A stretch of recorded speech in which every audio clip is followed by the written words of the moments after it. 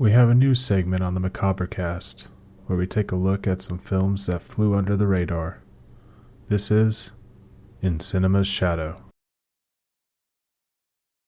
On this episode, we shine a light into 2016's A Dark Song.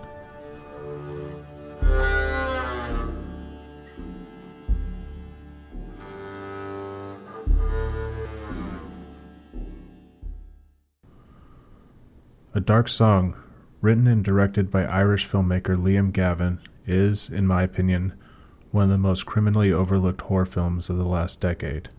However, I would put this film more in the category of a psychological thriller.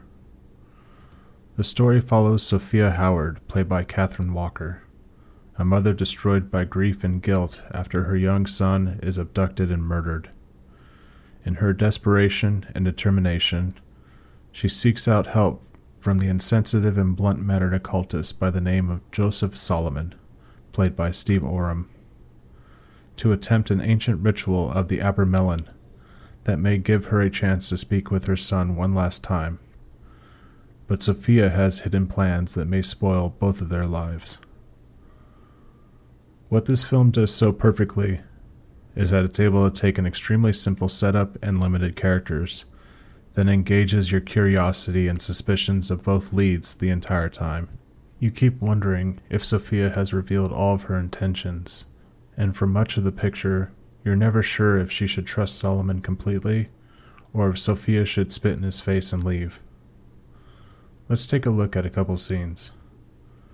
Here, Sophia is questioning Solomon on what led him down this path.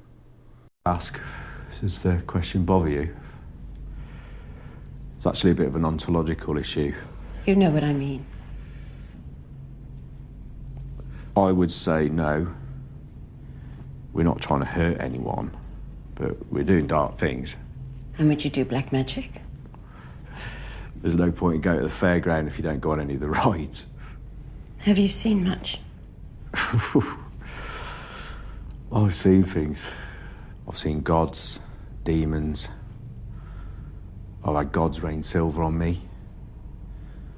And the dead and the damned. Most of us are damned, you know. Have you seen anything that scared you? It all scares me. Is that the point? No, the point is to know. To fucking know. And to see the architecture and the levers to climb the mountain.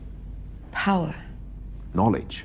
This ritual is treated deadly serious and is all based on the writings and workings of Aleister Crowley. Crowley himself got close to completing this but was never able to finish the Abermelon, a ritual which takes a grueling 6 months to complete.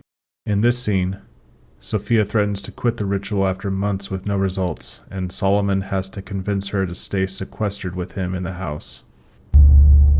But I told you, didn't I? This is the way that it works. It's 2-3 passes at it. It's a cycle. I said at the beginning. I'm not doing it again. But you've got no choice. I do. I'm going this shit. It is not shit. I wish it were. I'm not doing it again. I'm fucking going. No, don't open the door. Don't cross the line. We'll be fucked. Cross the line, we'll be stuck here forever. Please, you just don't know. But nothing's happened. It has. You can feel it. I promise you, I will let you talk to your child. I promise you that.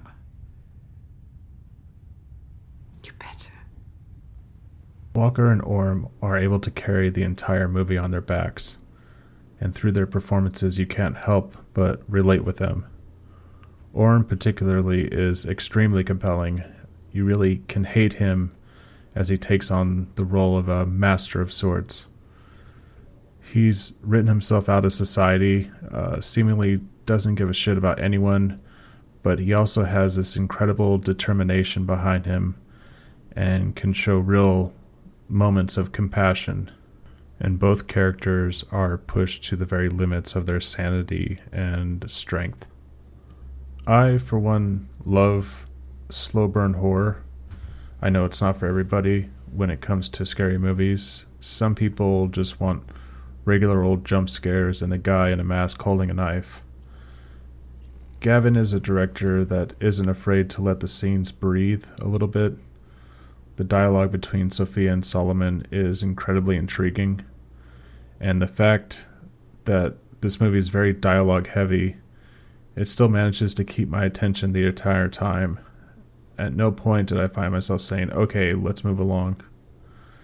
The dynamic between them evolves over their time stuck together in the house, and as Sophia reveals certain truths about why she wanted all of this. The fact that they are stuck in this house makes the tension and claustrophobia that much more palpable.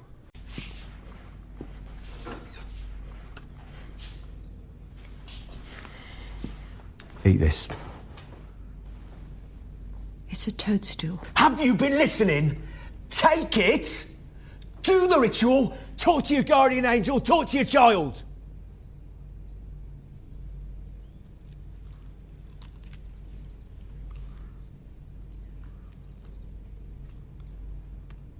Good. What will it do? You've been cleansed ritually, you're going to be cleansed physically. Is it going to be horrible? Yep. Although not a horror film in the traditional sense of the genre, A Dark Song still manages to conjure up incredibly creepy scenes, and through its slow burn structure, increasingly ratchets up the tension and uncertainty. As Gavin himself describes it, the movie is a pressure cooker. I can't say enough great things about A Dark Song, and I'm always recommending it to friends, and I hope we see many more films from Liam Gavin soon. Apparently he's working on another horror film at the moment, and I'm hoping that A Dark Song wasn't just a fluke. If you get a chance, please check out this film, and stay tuned to Macabrecast for more segments of In Cinema's Shadow.